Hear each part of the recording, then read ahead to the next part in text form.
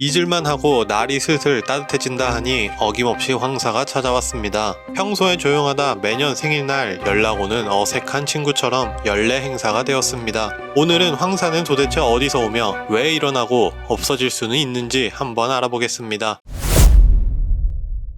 황사, 단어 그대로 누런 모래라는 뜻으로 한국에서 관측되는 황사는 대부분 중국에서 날라옵니다. 주로 3월에서 5월 사이에 발생하며 바람에 의해 미세먼지가 하늘을 덮었다가 서서히 떨어지는 현상입니다. 우리나라에서 관측되는 황사들은 대부분 중국, 내몽골 자치구나 고비 사막에서 불어오는데 문제는 중국을 한번 훑고 오기 때문에 모래뿐만 아니라 각종 매연, 화학물질, 산성비 등을 같이 가지고 옵니다. 이러한 황사가 1980년대에는 1년 중 평균 2.9일 동안 관측되었고 90년대에는 5.3일, 2000년대에는 9.8일로 점점 자주 관측되었습니다. 그러다 2010년대에 평균 6.4일로 내려왔다가 작년 2023년에 19번이 관측되면서 다시금 심해졌습니다. 그런데 황사가 중국을 통해 넘어온다고는 했는데 중국은 어떨까요? 영상을 보시면 내몽골에서 불어온 모래폭풍으로 고생 중인 모습입니다. 3월 28일에 올라온 영상인데 가시거리가 보통 1km도 되지 않다는데 심한 곳들은 50m도 되지 않는 곳들도 있어 교통 및 대중교통이 마비된 곳들도 있다고 합니다. 그런데 이러한 황사가 의외로 이로운 부분도 있다고 합니다.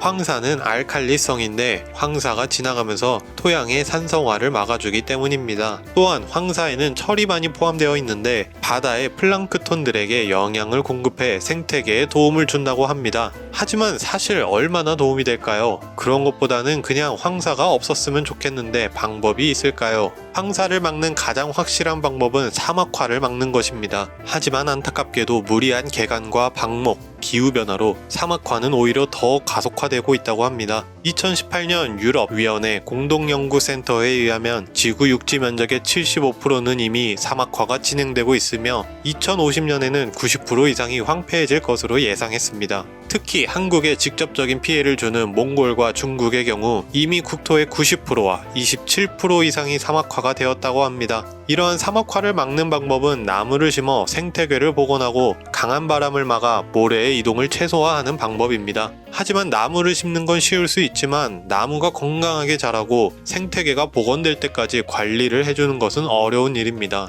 따라서 우리나라와 중국도 2000년 초부터 대대적으로 조림을 했지만 사막화를 막는 데에는 어려움을 겪고 있다고 합니다. 가장 최근에는 작년 11월에 한중일 환경장관회의에서 황사 저감과 동북아 지역 환경 문제에 관해 공동 합의문을 채택했다고 하지만 어떠한 식으로 문제를 해결해 나갈지는 지켜봐야 할 것 같습니다. 개인적인 생각이지만 사막화를 막기 위한 조림은 단기적으로 성과가 나오지도 않고 많은 사람들의 관심도 끌지 못해 더욱 진도가 더딘 게 아닌가 생각됩니다.